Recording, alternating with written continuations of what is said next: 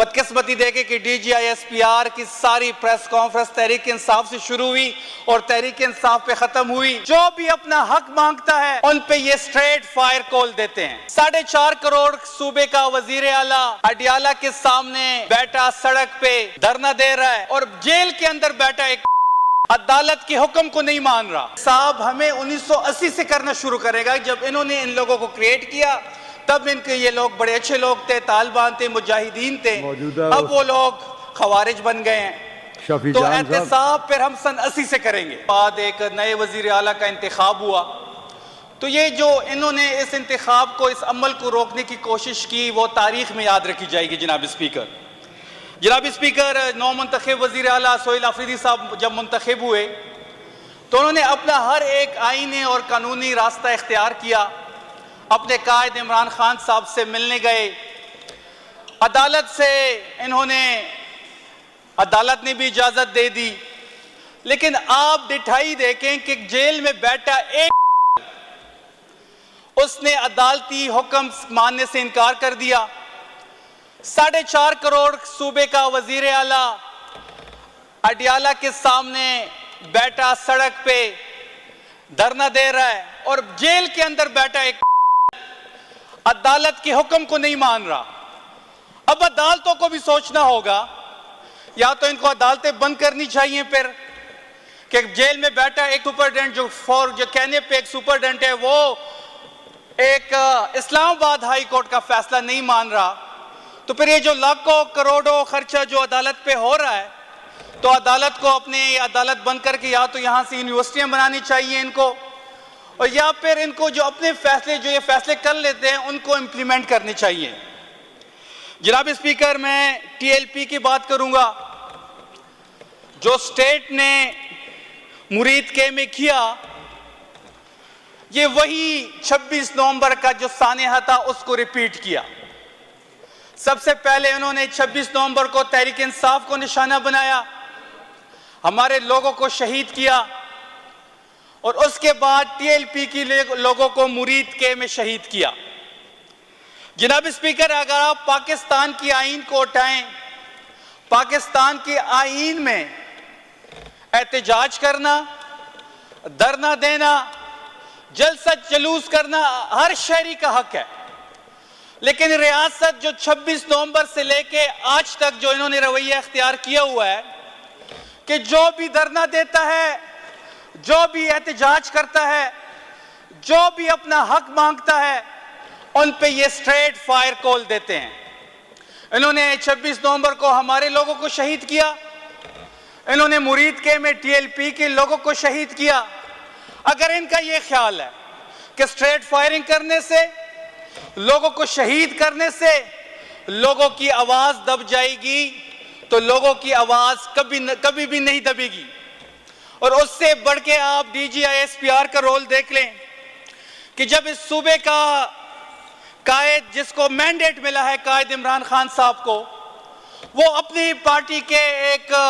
MPA को सोहेल आफरीदी को nominate कर लेते हैं, तो DGI-SPR स्पेशली पेशावर आते हैं और पेशावर में खड़े होके वो 3 घंटे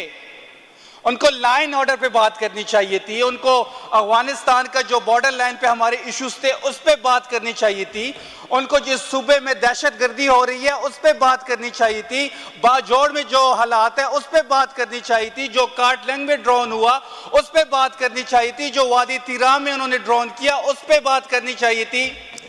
बदकिस्मती देखे कि DGI-SPR की सारी प्रेस कॉन्फ्रेंस तहरीक इंसाफ से शुरू हुई और तहरीक इंसाफ पे खत्म हुई, और उसमें इन्होंने सिर्फ एक ही बात की कि 25 करोड़ अवाम किसी एक फर्द वाहिद को हम यरगमाल नहीं बना सकते। केस तो हमारा भी वही है, हम भी ये कहते हैं कि 25 करोड़ की अवाम जो है उसको एक फर्द वाहिद यरगमाल नहीं बनाएगा। जिसको सियासी तौर पे मैंडेट मिला है, जिसको सियासी तौर पे वोट मिला है, वो ही इस कौम के सियासी फैसले करेगा। इस फ्लोर पे पिछले कई दिनों से अमन व अमान पे बात हो रही है, लेकिन कि ये ऑपरेशन भी कर देते हैं, ऑपरेशन के बाद एरियाज भी क्लियर करा देते हैं, और पिछले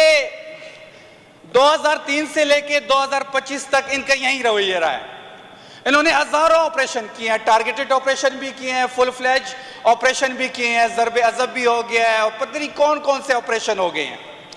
लेकिन उसके बाद जब ऑपरेशन हो जाता है, एरिया क्लियर हो जाता है, तो ये लोग कहाँ से आ जाते हैं?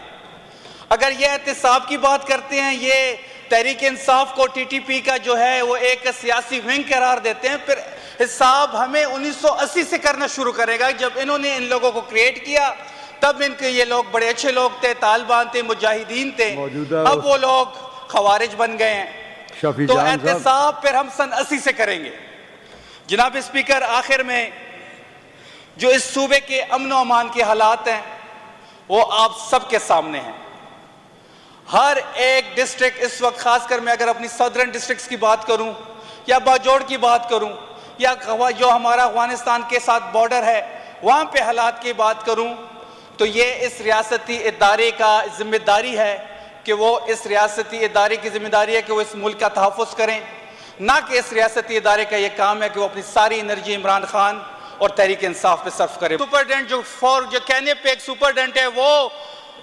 एक इस्लामाबाद हाई कोर्ट का फैसला नहीं मान रहा, तो फिर ये जो लाखों करोड़ों खर्चा जो अदालत पे हो रहा है, तो अदालत को अपनी अदालत बंद करके या तो यहाँ से यूनिवर्सिटियाँ बनानी चाहिए इनको, और या फिर इनको जो अपने फैसले जो ये फैसले कर लेते हैं उनको इम्प्लीमेंट करनी चाहिए।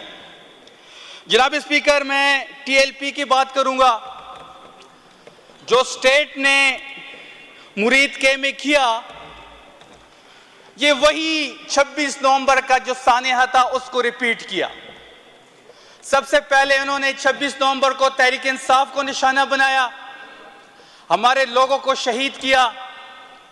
और उसके बाद टीएलपी की लोगों को मुरीद के में शहीद किया। जनाब स्पीकर, अगर आप पाकिस्तान की आईन को उठाएं,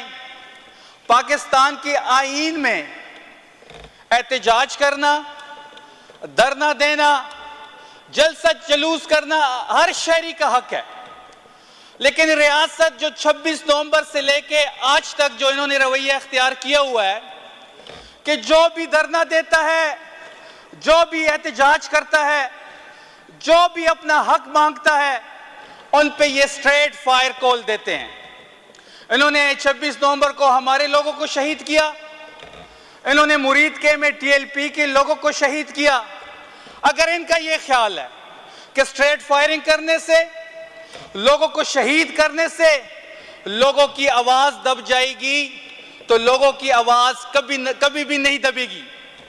और उससे बढ़ के आप DGISPR का रोल देख लें कि जब इस सूबे का कायद, जिसको मैंडेट मिला है कायद इमरान खान साहब को, वो अपनी पार्टी के एक MPA को, सुहेल आफरीदी को नॉमिनेट कर लेते हैं,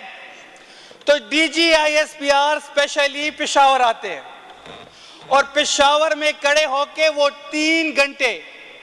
उनको लाइन ऑर्डर पे बात करनी चाहिए थी, उनको अफगानिस्तान का जो बॉर्डर लाइन पे हमारे इश्यूज थे उस पे बात करनी चाहिए थी, उनको जिस सूबे में दहशतगर्दी हो रही है उस पे बात करनी चाहिए थी, बाजोड़ में जो हालात है उस पे बात करनी चाहिए थी, जो कार्टलैंग में ड्रोन हुआ उस पे बात करनी चाहिए थी, जो वादी तिरा में उन्होंने ड्रोन किया उस पे बात करनी चाहिए थी। बदकिस्मती देखे कि DGISPR की सारी प्रेस कॉन्फ्रेंस तहरीक इंसाफ से शुरू हुई और तहरीक इंसाफ पे ख़त्म हुई, और उसमें इन्होंने सिर्फ एक ही बात की कि 25 करोड़ अवाम किसी एक फर्द वाहिद को हम यरगमाल नहीं बना सकते। केस तो हमारा भी वही है, हम भी ये कहते हैं कि 25 करोड़ की अवाम जो है उसको एक फर्द वाहिद यरगमाल नहीं बनाएगा। जिसको सियासी तौर पे मैंडेट मिला है, जिसको सियासी तौर पे वोट मिला है, वो ही इस कौम के सियासी फैसले करेगा।